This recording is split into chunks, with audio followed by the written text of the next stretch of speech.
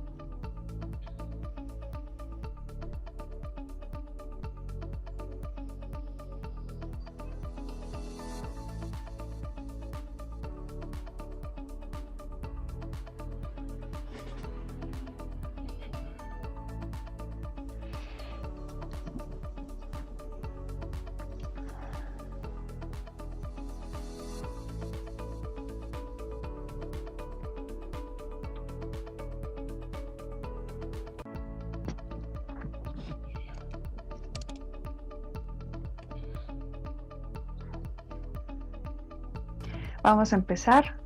5, 4, 3, 2. Hola, buen día. Bienvenidas y bienvenidos a esta transmisión del Seminario Permanente de la Red de Innovación Educativa RIE 360, Perspectivas y Estrategias para la Nueva Realidad Académica. Les comparto que ahora tenemos el gusto de ser sede para esta tercera transmisión a través del Facebook de Radio UAP, el Facebook del Observatorio de Innovación Educativa del TEC de Monterrey y el canal de YouTube de la CUAYET UNAM. Les comparto que a los que no conocen la red de innovación educativa RIE 360, pueden conocer esta red y les invitamos a que visiten la página a través del sitio web www.rie360.mx, ya que ahí podrán encontrar recursos educativos, herramientas didácticas, cursos en línea, acervos digitales, así como las universidades integrantes de esta red. Y bien, ahora para abordar nuestro tema titulado Docencia Universitaria, Transformaciones, Desafíos y Oportunidades, voy a presentarle a nuestras invitadas e invitado. Contamos con la presencia de la doctora Roxana Saldívar del Ángel. Ella es doctora en Contaduría, es investigadora de la línea del conocimiento, Finanzas y Contaduría, profesora de tiempo completo de la Universidad Autónoma de Nuevo León. Del 2013 al 2019, tuvo el cargo de subdirector académico en la Facultad de Contaduría Pública y Administración de la Autónoma de Nuevo León. Su experiencia por más de 20 años en la docencia y 10 años como administrativo le han permitido vivir muy de cerca la evolución de los docentes dentro de su universidad. Participó activamente en la implementación de la estrategia digital de la Universidad Autónoma de a la contingencia sanitaria provocada por la pandemia COVID-19. Así también ha participado en procesos de evaluación en el capítulo Docentes para agencias acreditadoras nacionales e internacionales y en el diseño de los modelos académicos educativos para la institución. Actualmente funge como coordinadora de capacitación y formación docente. Asimismo, se encuentra diseñando un programa de formación integral para los profesores y profesoras de la Autónoma de Nuevo León. Bienvenida, doctora Roxana. Muchas gracias. Continuamos ahora con el doctor Ricardo Pérez Mora. Él es doctor en educación egresado de la Universidad de Guadalajara. Actualmente es profesor investigador de tiempo completo titular C en la Universidad de Guadalajara y jefe de la Unidad de Formación e Innovación Docente en la misma universidad. Cuenta con la acreditación de pertenecer al Sistema Nacional de Investigadores como nivel 2, así como el reconocimiento al perfil deseable PRODEP desde el 2006. Es también líder de la Red de Estudios sobre Instituciones Educativas, RECIEDU, en la que participan investigadores de 6 universidades públicas en México y 4 grupos de investigación de Brasil, Argentina, Estados Unidos y Canadá. Además, es coordinador del grupo de trabajo CLACSO en la parte de ciencia social politizada desde el 2019 y con vigencia al 2022. Red en la que participan investigadores de 7 países de Iberoamérica. Bienvenido, doctor Ricardo. Gracias, buenos días a todos. Un gusto. Y contamos con la presencia de la doctora Mariana Sánchez Saldaña, doctora en Educación egresada de la Universidad Iberoamericana de la Ciudad de México, licenciada y maestra en Pedagogía, egresada de la Facultad de Filosofía y Letras de la Universidad Nacional Autónoma de México. Ha sido profesora del Colegio de Pedagogía de la UNAM y del Departamento de Educación de la Universidad Iberoamericana Ciudad de México, en los niveles de licenciatura, maestría y doctorado. De 1999 al 2002 fue directora de Educación Continua de la UNAM, desde donde impulsó el desarrollo del proyecto institucional de educación continua a distancia. En el mismo periodo fue integrante de la mesa directiva de la Red Universitaria de Educación Continua de Latinoamérica y Europa. Colaboró durante 13 años como subdirectora de posgrado de la Universidad Iberoamericana. En su gestión fue responsable del Programa Institucional de Calidad del Posgrado, que impulsa el desarrollo y la acreditación de programas en el Programa Nacional de Posgrados de Calidad del CONACYT, y de acompañar el desarrollo y actualización curricular de los posgrados. Además, encabezó el proceso de diagnóstico y diseño del modelo integral de evaluación del posgrado nacional en 2007, como colaboración para el Consejo Mexicano de Educación de Estudios de Posgrado, la COMEPO, del cual fue secretaria ejecutiva del 2013 al 2015. Y en 2012 recibió el premio COMEPO, que otorga dicho consejo por sus aportaciones al desarrollo del posgrado nacional. Doctora Mariana, bienvenida y qué gusto tenerla con nosotros. Muchas gracias, buenos días todavía. Buenas tardes ya, sí. Así es. Y bueno, teniendo a estos panelistas expertos en su área, en la parte de docencia, evaluación, les compartimos que en el transcurso de los 2 seminarios anteriores se abordaron perspectivas de las instituciones de educación superior que integran la RIE hacia modalidades educativas en el futuro. Se abordó también un segundo tema en cuanto a los retos para la formación de los estudiantes en crisis. Y ahora no podemos dejar pasar una parte importante que son los docentes, los catedráticos, los profesores, investigadores. Así que vamos a entrar en materia y me gustaría comentarles que vamos a hacer una ronda de 3 preguntas en las cuales iniciaremos con la doctora Mariana, después el doctor Ricardo y la doctora Roxana. Voy a dirigirles 3 preguntas y en ese contexto que me pudieran compartir su experiencia en su ámbito. Y bueno, la primera pregunta es, ¿cómo reaccionó la comunidad docente frente a la situación del confinamiento? ¿Qué decisiones de organización y de gestión se tomaron en las instituciones como apoyo al trabajo docente? Si hubo un cambio de perspectiva de la figura de docente dentro de la institución y qué desafíos se enfrentaron. Doctora Mariana.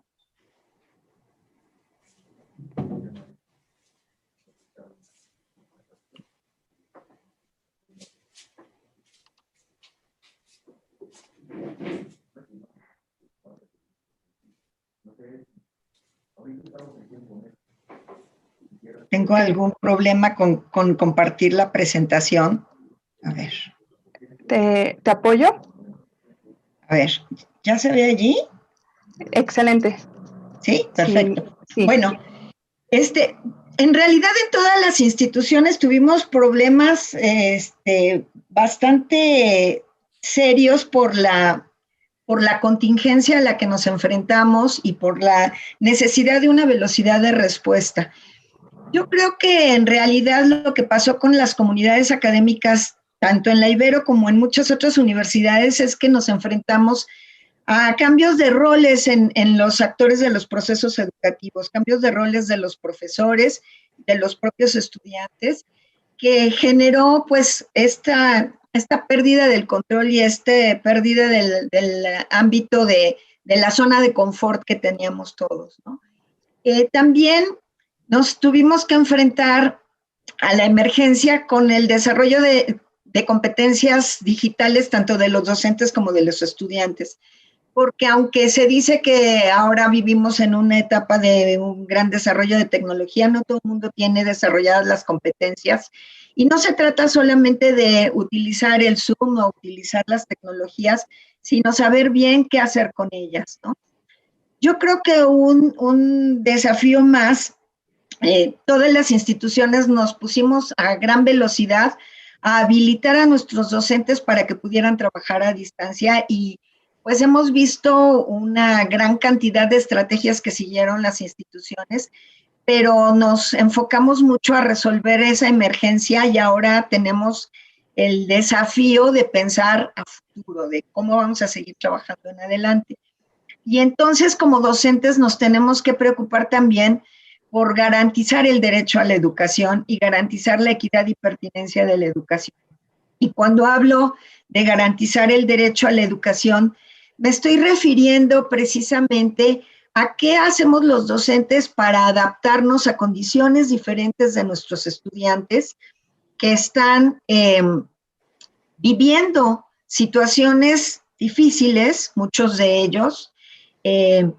Algunos han tenido experiencias de enfermedad o algunos han tenido experiencias de carencias por la falta de conectividad o porque no tienen equipos adecuados para seguir sus clases a distancia o porque ha habido algún enfermo en la familia, etcétera, etcétera. Entonces, como instituciones tenemos que garantizar esta calidad de la educación y también garantizar la contención emocional, porque parte del cambio de rol de los profesores ha tenido que ver con nuestro papel como acompañantes emocionales de nuestros estudiantes, pero también como acompañantes emocionales unos de otros entre la comunidad docente. Y eso es otra cuestión que tenemos que ir desarrollando. Cuando hablo de la cuestión del derecho a la educación, pienso en un esquema propuesto por Katerina Tomaszewski, que fue visitadora de la UNESCO para el Derecho a la Educación. El esquema ya había sido planteado por la UNESCO anteriormente, pero ella lo difundió internacionalmente. Y en México, pues uno de los promotores de este esquema fue don Pablo Latapí, un investigador muy importante, muy conocido en la comunidad educativa en su momento. El esquema es el esquema de las 4 A's, que quiere decir que las cuestiones tienen que ser asequibles, accesibles y que tenemos que tener adaptabilidad y aceptabilidad. O sea, que tiene que haber disponibilidad de un servicio educativo, que tiene que ser accesible para nuestros estudiantes y no es accesible en todos los casos, y eso es una responsabilidad de las instituciones. Pero además, como docentes, tenemos que adaptarnos a las condiciones de género o de discapacidad de algunos de nuestros estudiantes, o a las condiciones de la vida familiar, que es diferente a la vida escolar. El ambiente de la casa es diferente al ambiente de la escuela y tenemos que irnos adaptando a eso. Y tenemos que garantizar también la aceptabilidad, es decir, el hecho de que lo que estamos promoviendo con la educación, los contenidos, y los aprendizajes de los estudiantes son de calidad, que lo que se aprende es pertinente y se aprende bien. Y esas 4 cuestiones son parte del cambio de nuestros roles como docentes y parte del cambio de lo que las instituciones de educación superior y las instituciones educativas en general han tenido que realizar para poder seguir adelante, no solamente como atendiendo la emergencia, sino sobre todo garantizando una educación de calidad y garantizando su derecho. Eso es, yo creo que un primer asunto de los desafíos. Claro, doctora Mariana, esto que nos compartes, el garantizar el derecho a la educación a pesar de, tenemos que, como docentes, como alumnos, en cuanto a las instituciones, la parte de disponibilidad, adaptabilidad, accesibilidad que nos comentabas, es muy importante, ¿no? Y la palabra clave es la adaptación frente a las circunstancias. Gracias por compartirnos. Doctor Ricardo, perdón, vamos contigo. ¿Qué pasó en la UDG? Bueno, gracias, Mirza. Digo, más que qué pasó en la UDG, quisiera pensar todos los retos que tenemos en la UDG, los retos que tenemos como instituciones educativas, los desafíos que estamos enfrentando. Nos invitabas a hablar en temas del docente y en temas de organización y gestión. Yo partiría de una reflexión inicial que me parece fundamental y preguntarnos cuál es el rol que le estamos dando al docente. Y más que docente, yo hablaría del académico. Ahorita voy a comentar algo. El docente ya no solamente está dando clases frente a grupos, se le están pidiendo bastantes actividades que todos sabemos, investigación, gestión, vinculación. Entonces, ¿qué está pasando con ese docente? ¿Cuál es el rol que le estamos dando como instituciones educativas? Yo quiero afirmar, y lo creo firmemente, que el núcleo de la organización académica es el docente, es el académico. Esto pudiera generar un poquito de debates porque hemos escuchado muchas veces que el fin, el núcleo de la educación es el estudiante, que la tarea final es el estudiante. Yo diría, no contraviene una afirmación con la otra.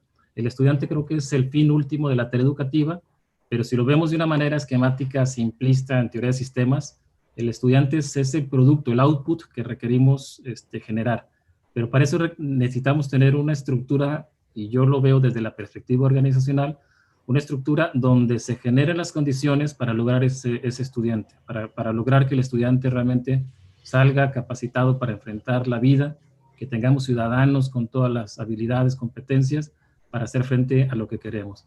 Pero me regreso a esa caja negra, a esa parte organizacional. Si bien hay múltiples actores directivos de diferentes rangos, diferentes áreas, yo afirmo que el núcleo básico es el docente, y bueno, creo que lo podemos ver con múltiples ejemplos, ¿no? O sea, las tareas, las funciones sustantivas, cualquiera que hablemos de las funciones sustantivas recaen en el académico, ¿no? Si pensamos la docencia, creo que no hay ningún cuestionamiento, es el actor central, independientemente de que en la institución haya proyectos curriculares, de que haya de alguna manera lineamientos nacionales, el vínculo directo con el alumno es el docente. Pero volteamos a ver otras actividades como es la investigación, las tutorías, las actividades propiamente del trabajo colegiado. El docente sigue siendo esa célula básica. Entonces la invitación es a que pensemos de manera organizacional y que pensemos el lugar que ocupa el docente, el lugar, y yo me preguntaría qué lugar le estamos dando, ¿no? Yo creo que el docente ve llegar y ve irse generaciones de estudiantes, ve llegar y ve irse generaciones de directivos, ve llegar e irse actores sociales, gubernamentales con los que entran en vinculación a la universidad, y quien entrega la vida a la universidad, quien se queda 20, 30, 40 años, es el académico. Entonces, ahí una primera reflexión de pensar cómo lo estamos finalmente viendo desde la universidad, desde la organización. Y yo me preguntaría si el interés es en el docente, si hay un interés intrínseco en el sujeto, en esa persona, o mi hipótesis es que muchas de las veces el interés es un interés instrumental. Tenemos muchas cuestiones que resolver, tenemos que resolver la docencia y acudimos al docente pues para que sea el responsable, el que tenga toda la carga de los resultados de la docencia, ¿no? Y así de lo que hemos mencionado, ¿no? Si queremos pensar en mejor acción tutorial, si queremos pensar en investigación, si queremos pensar en trabajo colegiado, toda la carga va cayendo en el mismo actor que es el docente, ¿no? Muchas de las cuestiones que parecieran lejos del docente, como es la acreditación más institucional, la acreditación de los programas educativos, muchas de las cuestiones también, los indicadores principales, se le están pidiendo al docente. ¿Qué es lo que está pasando con esto? Pues finalmente el docente, requerido de manera instrumental para acreditar los programas, instrumental para mejorar la tutoría, instrumental para generar mejores indicadores, para tener más recursos. Estamos cayendo en un docente donde deja de ser una figura central y es una figura adjetiva para múltiples fines. ¿Qué sucede con esto? Estamos fragmentando completamente la manera en que estamos viendo al docente. Ya no es una gestión integral del docente, sino que es una múltiple respuesta a múltiples demandas, a múltiples determinantes, donde el docente está en medio llenando formularios, llenando evaluaciones, generando expedientes y con una presión por generar indicadores y por generar mejores condiciones para la que la institución sea mejor evaluada, ¿no? Entonces, ese interés instrumental genera esa fragmentación de la gestión de los docentes, pero en segundo término, y un elemento importante es la gran carga y desgaste que cae sobre el académico, que está sujeto a múltiples demandas, a múltiples cargas, a múltiples cuestiones de evaluación. La invitación es que lleguemos a pensar en ese docente ya no de manera instrumental, sino como ese núcleo básico de la organización académica. En lugar de que esté respondiendo instrumentalmente a todas las demandas, que lo veamos como un actor central y que veamos cómo puede ser un punto, un área de oportunidad para, a partir del docente, generar mejores estructuras organizacionales, mejores respuestas educativas. Pero ahí, pues el reto es pensar que las obligaciones, las demandas que tiene el docente sean una parte de la balanza y que no descuidemos que la otra parte de la balanza es él como persona. ¿Qué incentivos se están generando para el docente? ¿De qué manera lo estamos viendo como un sujeto donde le estamos cargando muchas responsabilidades, pero también que tenga muchos derechos y mucha motivación para seguir adelante? Creo que esta es una primera reflexión con la que yo abriría esta primera ronda. Claro, doctor, justo acabas de ponernos pausa en esta parte reflexiva. Ciertamente el docente, no verlo adjetivamente, como mencionas, como un instrumento, sino como ser humano, como persona, para poder... ¿quién escucha al docente al final, no? Escuchamos a los alumnos, escuchamos cómo mejorar la educación, pero no estamos viendo esta parte del docente. Lo que comentaba la doctora Mariana, ¿no? La contención emocional incluso, la contención emocional para ellos, porque también ellos salieron de un cubículo para pasar y trasladarse a sus áreas, en sus casas, se convirtieron en áreas de trabajo, ¿no? Tomando roles mamás, con hijos, esposas, siendo esposas, siendo ayudantes de sus hijos. Entonces, ¿dónde está esa figura como ser humano? Doctora Roxana, pasamos contigo para reflexionar acerca de esta parte de la docencia. Gracias, Mirza, dando respuesta a este primer cuestionamiento y complementando con los excelentes apuntes de la doctora Mariana y el doctor Ricardo. Yo siento que los docentes en esta pandemia, en esta contingencia académica provocada por esta pandemia, entramos en una curva de aprendizaje que yo creo sería interesante identificarla, o así lo visualizo yo, en 3 tiempos. Un primer tiempo, que fue la declaratoria de la pandemia ya por el 20 de marzo, donde en un abrir y cerrar de ojos, mañana empiezan las clases remotas. Fue algo que causó shock. Sin embargo, al menos en la Universidad Autónoma de Nuevo León, los directivos, autoridades académicas reaccionaron de manera inmediata y fue un proceso emergente de redireccionar todos los procesos administrativos y académicos, porque no nada más son académicos, o sea, hubo que redireccionar de una manera muy veloz todo este esquema de trabajo para poder garantizar la continuidad de las clases. Entonces, en esa primera fase de esta curva de aprendizaje fue el shock, como decía la doctora Mariana, esta cosa que fue abrupta. Y luego entramos en esa curva, aprendimos sobre la marcha algunas herramientas digitales, puso de manifiesto que en la universidad, pues, y más en la comunidad docente, coexistimos muchas generaciones de docentes, desde los docentes muy nuevos, que son muy cibernéticos, docentes de medio edad, como entre 50 y 60, y docentes de mucha experiencia, que a lo mejor no tenían todas las habilidades digitales necesarias, pero que sin embargo, todos haciendo nuestro mejor esfuerzo o intentando responder, pudimos sacar avante esto.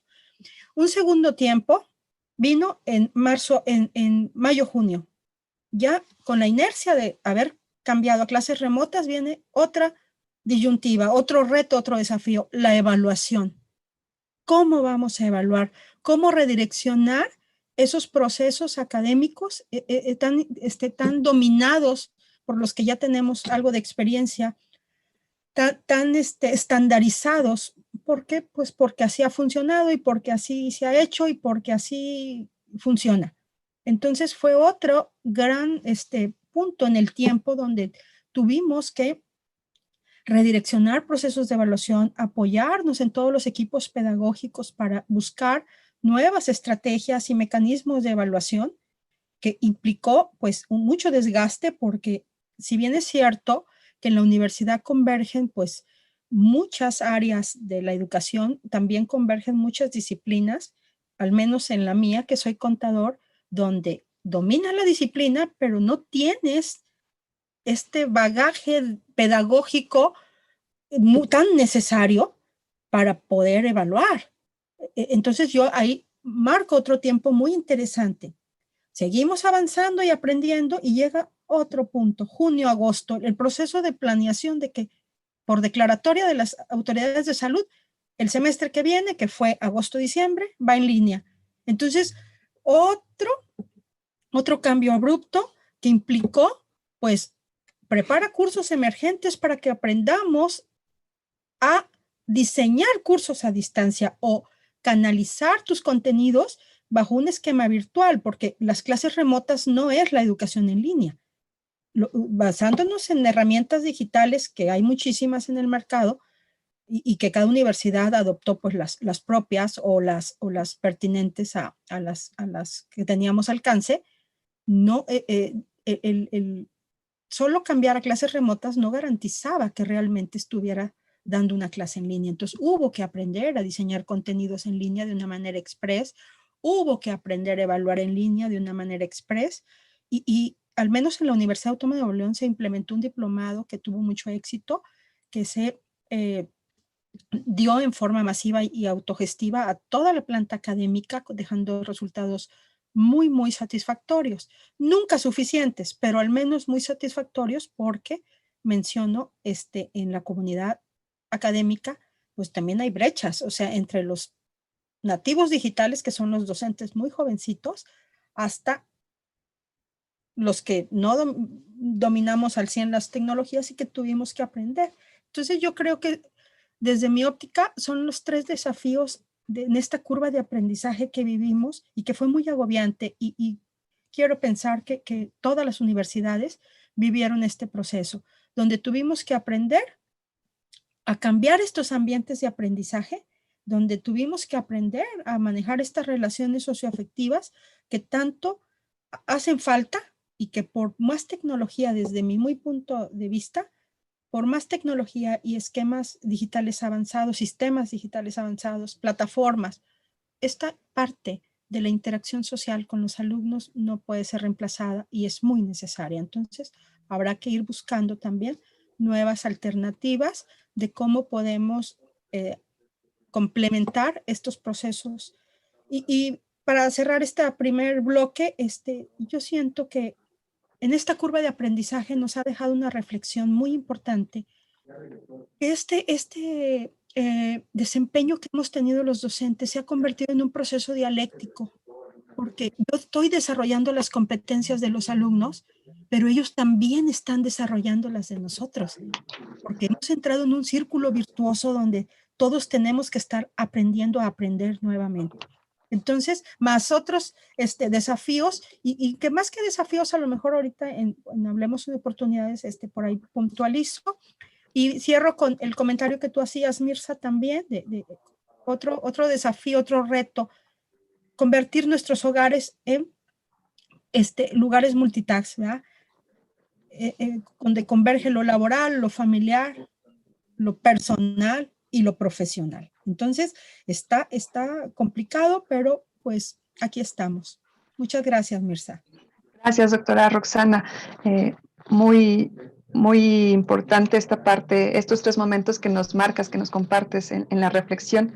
Efectivamente, los desafíos ahora los tenemos que poner como puntos de oportunidad para ver qué sigue, cómo le vamos a hacer las instituciones de educación superior en un siguiente periodo, ¿no? Probablemente esta parte de, ¿cómo le llaman? Zoom Universidad, o Teams Universidad, se está convirtiendo parte del cotidiano. ¿Cómo evaluar, cómo saber si como docente estamos enseñando, si el que está del otro lado está aprendiendo? Aquí se van a desarrollar nuevas habilidades, obviamente. Estamos desarrollando todos nuevas habilidades. Estamos en un concepto de learnability, también le llaman, ¿no? En un constante aprendizaje. Y pues obviamente toda crisis genera inestabilidad y pone a prueba nuestras capacidades y la de las organizaciones y personales incluso. Me gustaría, aquí me parece que si me dan unos minutos ya están llegando algunas preguntas y se las voy a leer. Son 2 preguntas, a ver, quien guste contestarla o damos unos minutos a cada uno de ustedes. Comenta, se está llevando un registro de las prácticas innovadoras de los docentes en esta educación remota de emergencia de las instituciones de educación superior. Y la otra es, con la educación remota de emergencia, ¿podemos considerar que entramos a la era digital con una educación disruptiva? Si gustas, yo puedo comentar algo. Sí. Adelante, doctora para dar la Roxana. oportunidad a mis compañeros. ¿Sí? Bueno, la Universidad Autónoma de Nuevo León, registro como tal no. Lo que hemos hecho es diferentes evaluaciones, utilizar diferentes instrumentos de evaluación aplicados a toda la comunidad docente, precisamente en estos 3 tiempos, y ha arrojado resultados maravillosos que pasan a formar parte de un bagaje que va a servir muchísimo para futuras investigaciones.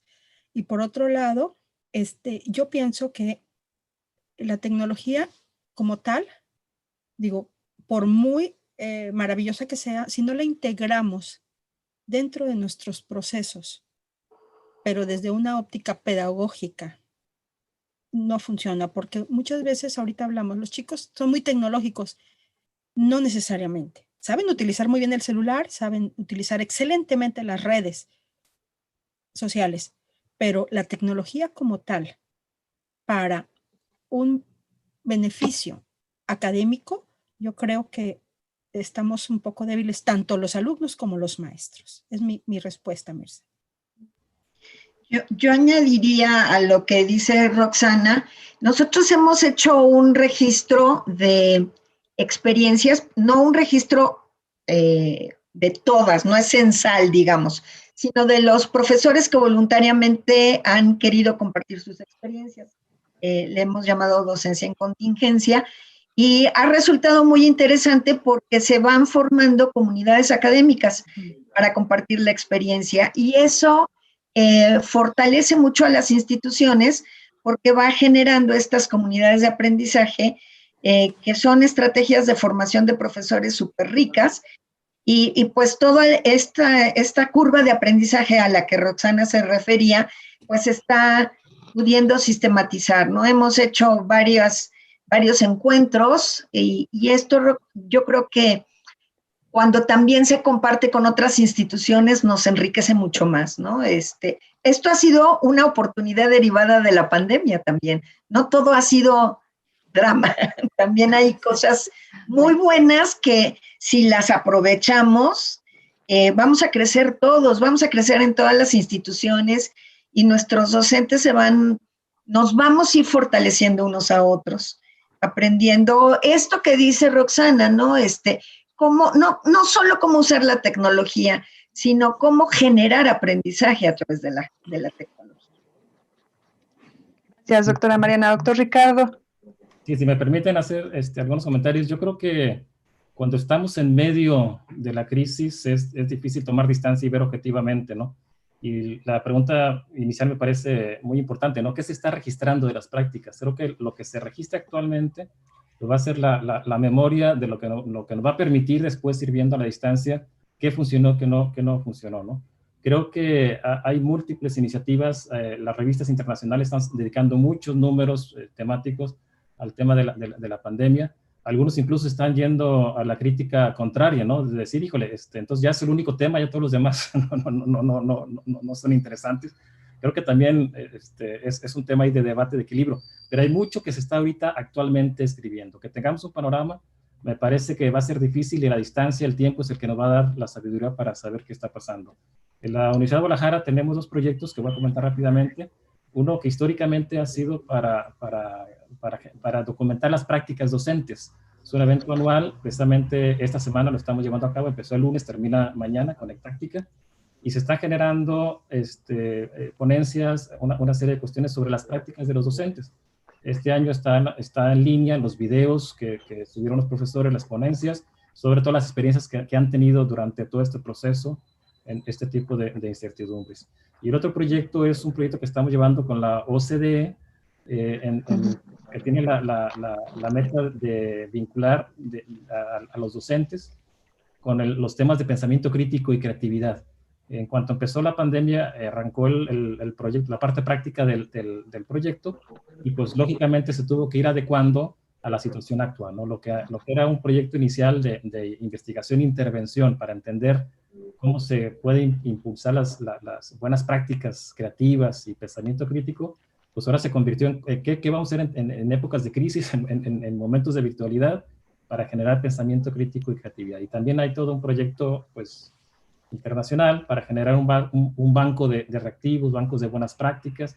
Se están realizando instrumentos, cuestionarios en las 18, 19 universidades de diferentes países sobre la manera en que se está implementando el proceso. Entonces creo que hay iniciativas, hay esfuerzos de las diferentes instituciones, pero reitero, creo que el tiempo es el que nos va a dar la mirada, la distancia para evaluar, pues, qué fue lo que pasó y qué es lo que nos va a funcionar en un futuro mediano y largo plazo, ¿no? Claro, esta parte de buenas prácticas ante las crisis, yo considero que es mi opinión, ¿no? Particular, de crisis tenemos que convertirla en constante cambio, porque ya nada tenemos bajo control a partir de lo que nos sucedió, ¿no? Desde nuestro llamado al confinamiento, ya la crisis es, creo, constante, y el cambio siempre va a estar en constante movimiento. Y esta parte de generar conocimiento a través de la tecnología, ese creo que va a ser un nuevo reto ahora en estas modalidades que estamos teniendo, estas intervenciones. ¿Cómo ven si pasamos a nuestra siguiente ronda de preguntas para ir continuando con nuestro seminario? Y ahora vamos a pasar, si les parece, empezamos contigo, doctora Roxana, después con la doctora Mariana, y terminamos con el doctor Ricardo. Y aquí tenemos dos preguntas, que es, ¿qué elementos se visualizan como oportunidades en la docencia? ¿Cómo las instituciones pueden capitalizar lo que estamos enfrentando, que va relacionado, yo creo, un poco a las preguntas que nos hicieron, y si han contemplado acciones para reforzar las habilidades socioemocionales de los docentes? Sí, Mirza, mira, como bien lo dices tú, yo creo que una gran oportunidad, aparte de las reflexiones que la comunidad docente nos estamos haciendo constantemente, es capitalizar todo lo aprendido y aprovechar esa inercia que ya se dio y que ahí está, y aprender a gestionar el cambio. Eso es a lo que tenemos que aprender las universidades. Yo pienso, desde muy humilde opinión, este gran cambio que se está dando, y que fue un cambio abrupto, porque si bien es cierto que muchas universidades ya traen una franca estrategia en migrar hacia lo digital, esta pandemia ha sido un acelerador que nos ha sumergido en alterar o cambiar procesos. Por decir, si ibas en el paso 2, de repente ya estabas en el 6, sin haber hecho el 3, 4 y 5. Y yo siento que eso también ha sido un gran aprendizaje, y a lo mejor identificar fortalezas que no sabíamos que las teníamos, como decía la doctora Mariana. Eso es lo que hay que aprovechar, las cosas buenas que se han identificado, aprovechar a gestionar ese cambio, administrar ese cambio.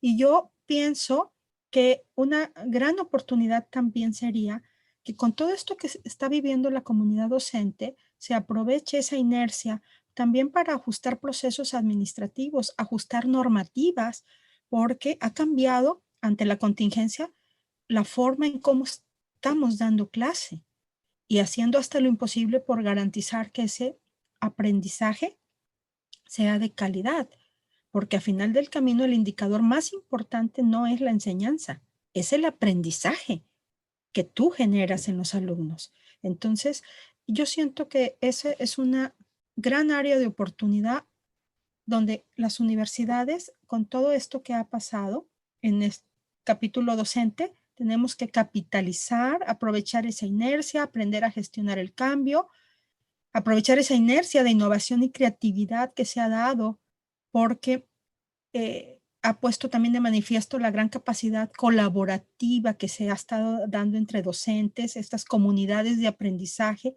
que se han formado, y no nada más en tu universidad, a nivel nacional, inclusive internacional, donde de repente se vino por aquellos meses de mayo, junio, inclusive abril, webinars donde gente muy especializada en estos temas, con mucha experiencia, hacían webinars gratuitos y ahí estábamos toda la comunidad docente, entre colegas, pasándonos tips. Mira, va a haber este webinar, mira, te recomiendo y pues todos tratando de recolectar información para poder hacer mejor nuestro trabajo, porque y yo eso le veo un efecto maravilloso, el que este trabajo colaborativo, que a final de cuentas, entre docentes, se dio.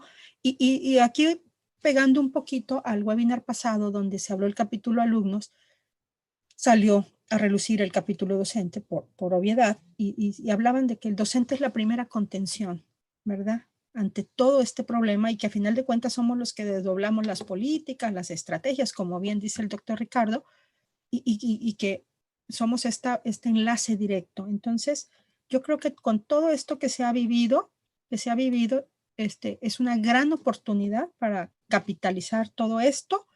Y en la parte de lo socioemocional, complemento con mi comentario anterior, es la parte, yo creo, más importante ahorita, en la que debemos focalizar, porque vemos pues cómo toda esta pandemia ha venido como ha transformado nuestros entornos, por ende nos ha afectado en nuestra vida diaria, y eso también hay que aprenderlo a manejar. En el caso expreso de la UANL, diseñamos un programa que se llama Balance Integral, donde va orientado a acompañar al docente, pero desde la óptica no académica, desde la óptica personal. Y entonces, precisamente, el día de mañana lanzan unas cápsulas donde son tips rápidos para su bienestar. Entonces, preocupados, obviamente, y por instrucciones de nuestras autoridades, donde el docente es la figura más importante. Entonces, ese sería mi comentario, Mirza. Muy, muy interesante, doctora, este programa que van a lanzar. Sí. Es creo, muy, muy atinado el hecho de voltear a ver al docente, ¿no? Muchas felicidades por este programa. Gracias. A ver qué nos podrán compartir a través Claro de la sí. página RIE. Claro que sí, con mucho gusto. Que todos podamos ver y compartir parte de este trabajo. Doctora Mariana. Sí, pues cuando pensamos en las oportunidades, yo pienso de repente en algunas herejías, ¿no? De algunas cosas de romper los esquemas que teníamos ya como muy tradicionales. Las universidades estamos teniendo ahorita en este momento la oportunidad de romper muchas cosas. Por ejemplo, Roxana hablaba de la normatividad, por ejemplo. Muchas cosas se calculan en las universidades con base en las horas de clase, ¿no? ¿Cuántas horas de clase tiene que dar un profesor? ¿Cuántas horas de clase tiene que ser frente a profesor para que se cumpla la normatividad en la SEP para el otorgamiento del reconocimiento de validez oficial de estudios, etcétera, etcétera, una serie de cuestiones, ¿no? Entonces, por ejemplo, primera herejía, romper con el esquema de los tiempos. Romper con el esquema de los tiempos de cuántas horas de clase tienes que tomar para que cumplas los créditos, ¿no? Que son como esquemas sobre los que habíamos operado desde la planeación de las instituciones y tal, ¿no? Los bancos de horas, por ejemplo, en todas las universidades públicas y privadas, los bancos de horas están pensados en función del número de horas de clase. ¿Y por qué todo el esquema está referido al número de horas de clase y no podríamos pensar en el tipo de aprendizajes que queremos generar, ¿no? Entonces, es una ruptura fuerte pensar en esta primera visión. Se ha caminado en algunas cosas, pero yo creo que ahorita tenemos una coyuntura buenísima para poder pensar esto. Segundo aspecto, actividades que están restringidas a los lugares, ¿no? Pienso, por ejemplo, en el caso de los laboratorios o de los talleres. ¿Qué dificultades estamos teniendo para garantizar la formación de ciertas competencias profesionales que se desarrollan en laboratorios, en talleres o en clínicas? Por ejemplo, la práctica clínica. El otro día platicaba con un muy querido amigo odontólogo que está preocupadísimo por sus estudiantes que no están teniendo la práctica clínica de la odontología. Tenemos que diseñar formas de resolver esto, porque lo que yo visualizo es que la práctica clínica de los odontólogos cambiará. Ya no van a funcionar como funcionaban siempre. Tienen que cambiar sus protocolos. Si están cambiando los protocolos de la atención médica o de enfermeros o de odontólogos, ¿por qué no cambiar también las formas de enseñarlo? Entonces, esta es otra oportunidad como de romper con estas cosas. No está fácil, ni sé cómo, pero es el tipo de cosas en las que tenemos que preguntarnos. Una tercera tiene que ver con el ritmo al que aprenden los alumnos. En esta visión tradicional de la escuela, todo el grupo tenía que ir parejito. Y no, este momento nos está abriendo la oportunidad de ver que cada estudiante tiene sus propios ritmos y cómo vamos acompañándolos como docentes en estos diferentes ritmos de aprendizaje. Y esto también es una ruptura importante, porque todos al acabar el semestre tienen que tener todo terminado. Y aquí pues recuperamos estas visiones de la educación abierta, muy, muy antiguas si quieren, pero que a veces las perdemos, ¿no? Y finalmente, aunque bueno, finalmente en este momento, pero no es la última, lo que tiene que ver con las trayectorias y secuencias. Sigue habiendo como mucha preocupación entre los docentes de las secuencias únicas para aprender. Y luego uno descubre que los estudiantes aprendieron las cosas en un orden diferente a la que nosotros estábamos planteando, ¿no? Eso no quiere decir que no hagamos planeación, no quiere decir que no tengamos visualizados cuáles son nuestros propósitos de aprendizaje. Esto lo que quiere decir es admitir que las personas aprendemos en distinto orden, con diferentes estrategias, con diferentes prioridades, con diferentes intereses, y que eso ahorita estamos teniendo una oportunidad de incorporarlo y que es parte de la innovación de la docencia.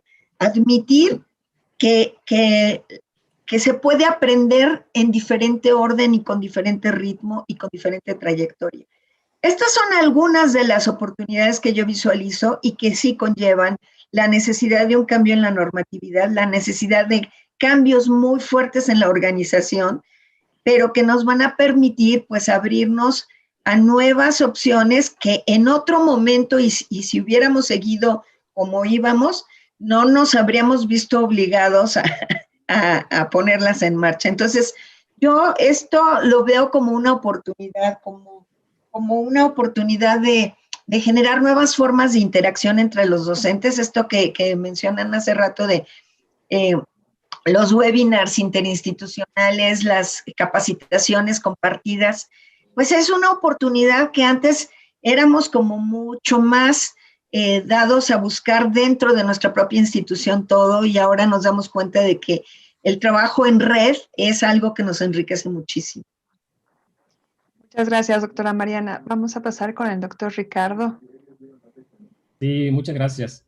Bueno, me da mucho gusto que hay muchos puntos de coincidencia. Creo que esa parte, la discusión la enriquece, pero se van generando líneas de acción, ¿no? Yo quiero poner énfasis en algunas cuestiones que algunas se han comentado, pero ante la pregunta, ¿qué sucede en tiempos de crisis? Ya se comentó, o se agudizan los problemas, hay cuestiones, lo que comentamos hace un momento, todo lo que el docente, la carga que tiene, pues ¿qué sucede cuando llega un momento de crisis? La carga se multiplica, se duplica, se triplica, y la problemática inicial de multitask, de múltiples demandas, pues se convierte en un detonante incluso para traer esas crisis emocionales que se han mencionado, ¿no? Pero por otro lado, las épocas de crisis, y de acuerdo también con lo que comentaba Mariana y Roxana, generan áreas de oportunidad, ¿no? Hay cuestiones que se rompen, hay cuestiones que si no hubiera habido esa crisis, difícilmente hubiéramos podido pensar en que se pudiera generar un cambio, ¿no? Entonces, la invitación es que veamos las crisis como áreas de oportunidad, a pesar de toda la problemática que estamos viviendo, a pesar de todo lo que finalmente nos genera y a veces estamos en una lógica de adaptabilidad, de sobrevivencia, porque no alcanzamos a planear y reactivamente salimos el día, sacamos el semestre. Creo que tenemos que voltear a ver cada vez más hacia un futuro, fortaleciendo las áreas de oportunidad que tenemos. Y eso implica tomar decisiones. Tomar decisiones creo que es una de las tareas, de las grandes responsabilidades que tenemos los que estamos de alguna manera en la administración, porque finalmente los tiempos no nos han dado el espacio de madurar las decisiones y hay que tomarlas, ¿no? Hay que pensar en rápidamente implementar cuestiones y el reto va a continuar. Si se regresa o no la presencialidad, no va a ser igual. Tenemos que seguir tomando decisiones, se tienen que seguir tomando decisiones en orientar la educación. Y aquí una reflexión es, para tomar decisiones, no olvidar que tenemos que saber más sobre las problemáticas, la importancia de generar conocimiento, la importancia de seguir estudiando al docente, de seguir estudiando la realidad educativa, pues para tener elementos para saber, entender en este contexto de incertidumbre lo mejor posible hacia dónde debemos de orientarnos, ¿no? Y hay un reto aquí muy importante en este tema. O sea, nosotros queremos conocer más una realidad y lo primero que nos vamos a enfrentar es una realidad que al momento de voltear a verla, nos vemos nosotros mismos. Si queremos ver el estrés que están viviendo los docentes, si queremos ver la incertidumbre por la que están pasando, pues va a ser difícil tomar distancia y la llamada objetividad, es decir, vamos a ver una realidad sin que nuestra subjetividad se vea involucrada, ¿no? Vamos a ver involucradas nuestras propias percepciones, nuestras propias experiencias positivas y negativas, y esto es un tema de la subjetividad que también debemos de verlo como una oportunidad. Así, si sabemos estar conscientes del rol que juega la subjetividad en lo que estamos tratando de entender, en lo que estamos tratando de estudiar, pues creo que podemos generar mecanismos racionales, mecanismos reflexivos para darle su lugar y con toda esa subjetividad tratar de entendernos mejor sin perder los pies en el suelo, ¿no? sin perder hacia dónde vamos, ¿no? En resumen, las crisis finalmente tanto nos generan cosas negativas como cuestiones positivas que debemos de convertir en áreas de oportunidad a través de acciones lo más acertadas que podamos para generar un cambio, que seamos nosotros quienes orientamos el cambio. Cuando hay disrupciones, cuando hay rompimiento de barreras, cuando la gente baja la guardia, gente que a lo mejor tenía una tradición conservadora, pues es el momento de generar nuevas rutas, de decir hacia dónde vamos, pero no la vamos a generar si no tenemos certeza nosotros hacia dónde queremos ir, ¿no? Una de las cuestiones que se toca, que nos preguntas también, es el tema socioemocional. Me parece que esa parte no es un tema solamente subjetivo, sino yo regreso al nivel organizacional. Como organización también compartimos el estrés, compartimos las incertidumbres, se generan dinámicas organizacionales, ¿no? Entonces, tenemos que pensar que lo que tradicionalmente ha sido una organización académica, con los rasgos de que, pues, por las mismas políticas competitivas, pues a veces se generan tensiones, a veces se generan culturas organizacionales ríspidas, tenemos departamentos, escuelas con mucho conflicto, con mucha problemática en tema de la colaboración. Los incentivos, los recursos a veces no son muchos, y a veces son las mismas políticas las que están generando esta cuestión de competitividad, ¿no? La manzana es para pocos y son muchos los que están corriendo atrás de ella, y se genera una lógica de sobrevivencia. El que logra sobrevivir muchas de las veces es a costa del que queda en el camino, ¿no?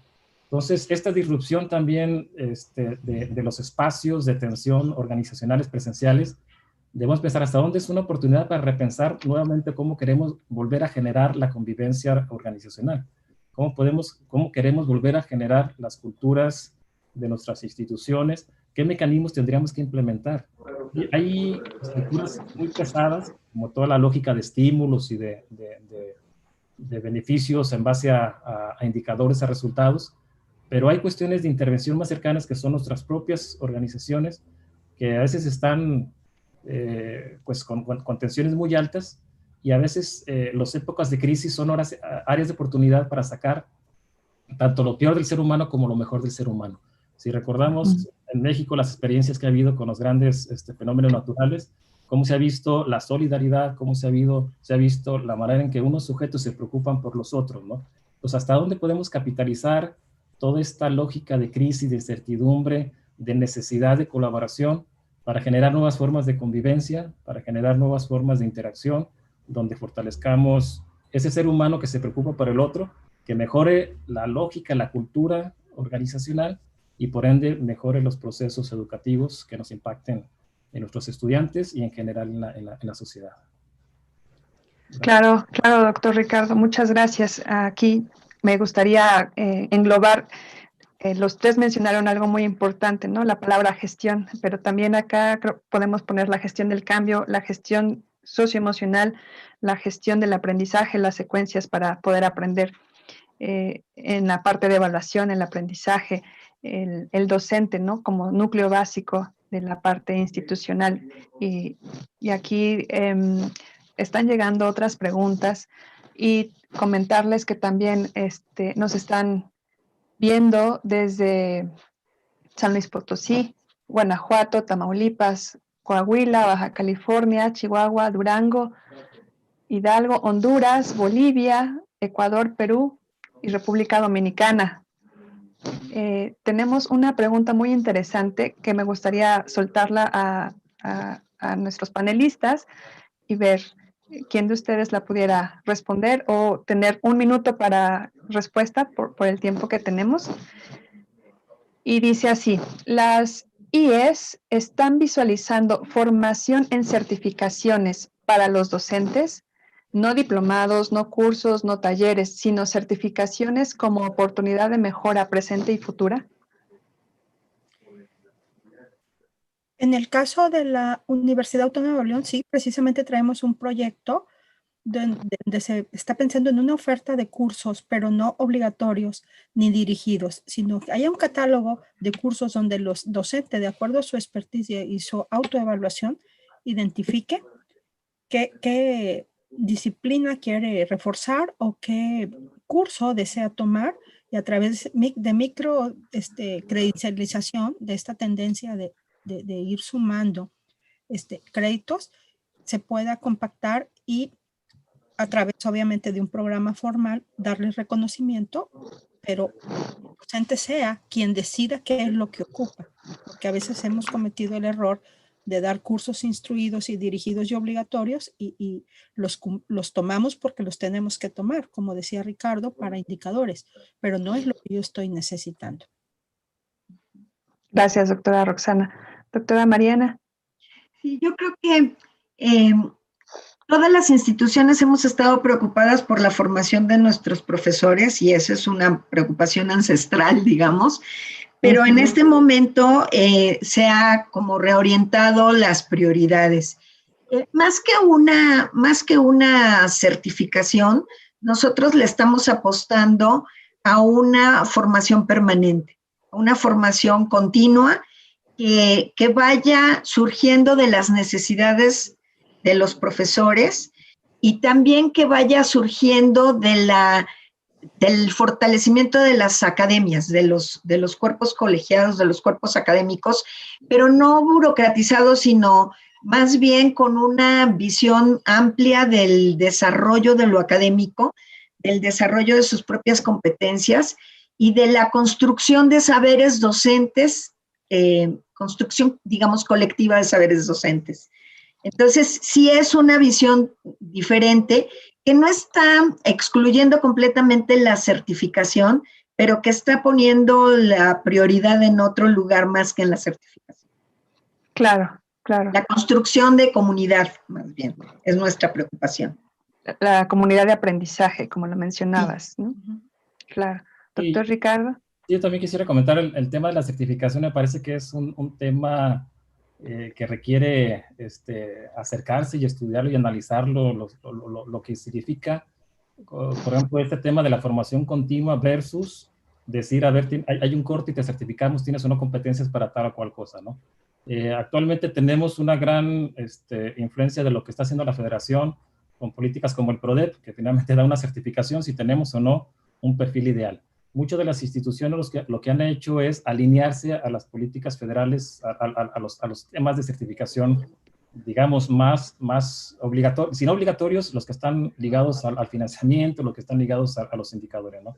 Creo que mucho de lo que han hecho esas políticas federales es subir el nivel donde se toman las decisiones y reducir la capacidad de maniobra de muchas organizaciones, ¿no? O sea, porque ya tenemos que cumplir con lo que tiene el SNI, tenemos que cumplir con lo que los lineamientos de la Secretaría de Hacienda para hacer evaluaciones anuales de lo que son los procesos de estímulos, por ejemplo, los procesos de rodeo de los cuerpos académicos. Entonces son ciertas formas de certificación con indicadores impuestos desde afuera.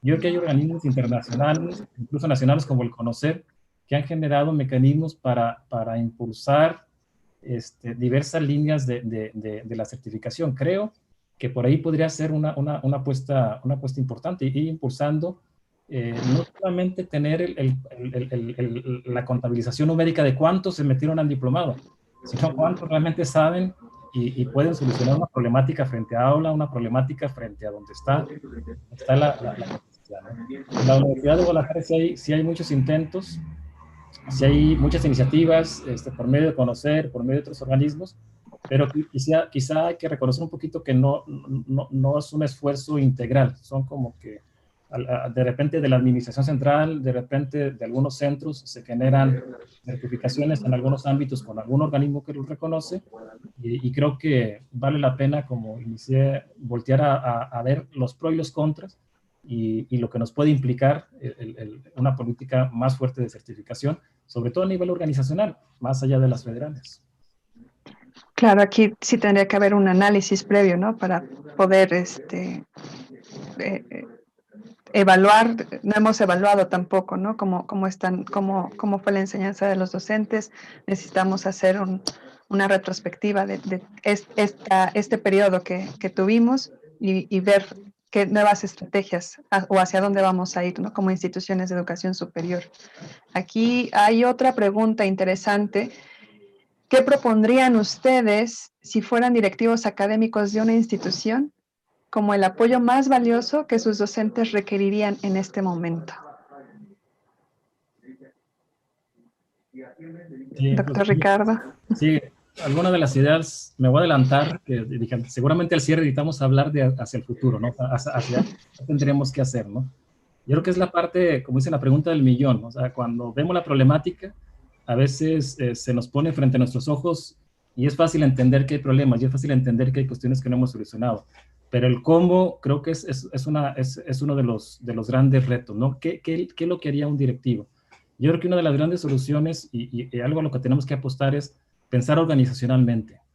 No podemos pensar en muchas cosas aisladas, el docente por un lado, el investigador por otro, el tutor por otro, porque finalmente es la misma persona.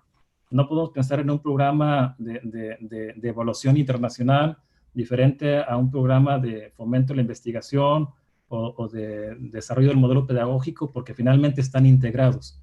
Entonces, a la medida que nuestro pensamiento fragmente los diferentes retos, vamos a dividir los esfuerzos y se va a diluir el impacto que podamos tener en lo que queremos lograr, ¿no? Entonces creo que en la medida que pensemos integralmente, organizacionalmente, y en el tema del docente, pensemos en su formación integral, creo que podemos tener mayores frutos. Mucho de lo que está pasando con el docente es que una instancia es la que genera todo su proceso de contratación. Una instancia con la lógica más laboral, más contractual, económica, para ver si se contrata o no. Otras instancias generan la lógica de evaluación. ¿Quién genera los instrumentos de evaluación? ¿Quién genera la lógica de los incentivos? Otras las de formación docente. Entonces, estamos la mayoría de las veces fragmentando las estrategias de gestión del personal académico cuando el sujeto es el mismo, ¿no? Entonces, creo que una de las soluciones a la que tenemos que apostar es a actuar, gestionar más integralmente, dado que se trata de un sujeto. Ok. Doctora Mariana, en 2 minutos. Sí, yo agregaría esto que dice Ricardo, un elemento que me parece muy importante, que es evitar que el profesor se sienta solo y abandonado en el mar, en el gran océano de la institución y de la problemática de la docencia. Entonces, en este sentido, desde el punto de vista de la toma de decisiones, me parece que una muy importante es establecer andamiajes organizacionales que permitan el acompañamiento cercano de los docentes. Por eso digo yo que la construcción de comunidades docentes es muy importante, pero también esto tiene que estar acompañado institucionalmente para que haya este soporte de lo emocional, o sea, que sí tengamos servicios de apoyo emocional a los profesores, de apoyo en formación pedagógica, de apoyo en formación de su disciplina o de su profesión, pero también este sentido de construir comunidad y sentido de pertenencia y reconstruir la propia identidad docente. Me parece que esto, desde el punto de vista institucional, desde el punto de vista de las políticas institucionales, tiene que ser una acción explícita de no dejar el buffet servido y que cada quien se sirva, sino seguir acompañando y guiando y recogiendo su experiencia. Creo que es fundamental y maravilloso para todos los profesores que le preguntes, ¿y tú cómo le haces? Enséñame cómo le haces. Quiero aprender de ti. Y eso convierte al profesor en un agente de su propio desarrollo. La reflexión sobre su propia práctica, la reflexión sistemática, no ocasional, sino bien planeada y bien acompañada. Eso me parece que es una estrategia fundamental. Muchas gracias, doctora Mariana. Doctora Roxana. Sí, rápidamente, nada más, totalmente de acuerdo con mis compañeros. Yo también adicionaría o complementaría que desgraciadamente los docentes, como bien lo dice Ricardo, muy atinadamente, respondemos a tareas o instrucciones para cumplir indicadores. Tener una política o desarrollar estrategias dentro de las instituciones que le permitan al docente realmente expresar e identificar qué es lo que quiere hacer y que se respeten sus intereses. Porque, por ejemplo, hay docentes excelentes investigadores, pero no investigan porque dan clases, son tutores, dirigen tesis y aparte son administrativos. Entonces, con esa multitask acabas haciendo todo a la mitad. Oye, yo no quiero ser investigador, yo quiero ser nada más docente, y son excelentes docentes. Entonces, o yo voy a ser administrativo y voy a dar una clase. Hay que respetar esos intereses porque cuando el docente está satisfecho, pues todo el mundo sabe que su productividad aumenta. Es lo único que yo agregaría. Muchas gracias. Tu micro, Mirza. Aquí está. Aquí está mi micro. Muchas gracias, doctora Roxana. Tenemos 3 minutos para cerrar y yo voy a preguntarles les voy a decir una palabra, nada más me gustaría que me dijeran, me retroalimentaran con 3 palabras. ¿Qué les suena a ustedes, no? Para poder cerrar y esa parte a cada uno va a ser una palabra diferente. Doctora Roxana, formación integral. Súper importante e indispensable, y yo creo que dentro de los planes estratégicos de todos los directivos de la universidad, porque no debemos también olvidar que la universidad tiene una función social, no nada más con los alumnos, también con los docentes. Es todo. Doctora Mariana, evaluación docente. Justicia, cercanía, evaluar lo que desde la institución hemos acompañado a los docentes y les hemos apoyado para que desarrollen, ayudarlos a construir nuevas identidades como docentes, a transformar su rol, a ser más cercanos a los estudiantes y a centrar la evaluación más que en los indicadores, en el desarrollo de oportunidades de aprendizaje para los estudiantes, pasando de la docencia de emergencia a la docencia emergente, que es la que genera innovación, a la que permite hacer cosas nuevas. Eso me parece que la evaluación podría apuntalar. Gracias, doctora. Doctor Ricardo, docente universitario.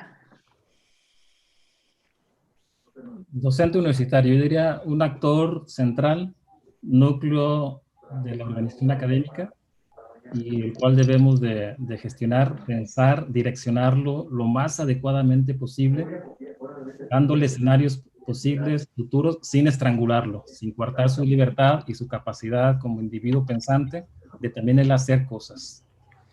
Muchas gracias. Muchísimas gracias, doctora Roxana, doctora Mariana, doctor Ricardo. Agradecemos a las universidades integrantes de la RIE que hicieron posible la transmisión de este evento. Este es nuestro tercer y último evento de transmisión. Les invitamos a que vean en la página de la RIE 360.mx futuros eventos el próximo año. Les agradecemos a todo el equipo técnico, a todo el equipo de producción que está detrás de todo este espacio para que fuera posible el compartir con ustedes parte de estas inquietudes, la docencia universitaria. Muchísimas gracias. Gracias a todos. Gracias. Muchas gracias. Mucho gusto en participar. Gracias. Un gusto. Saludos. Gracias. Hasta luego. Bye. Saludos.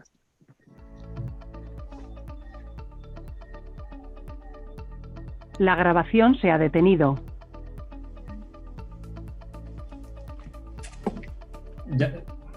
Ya podemos soltar el cuerpo. Muy bien.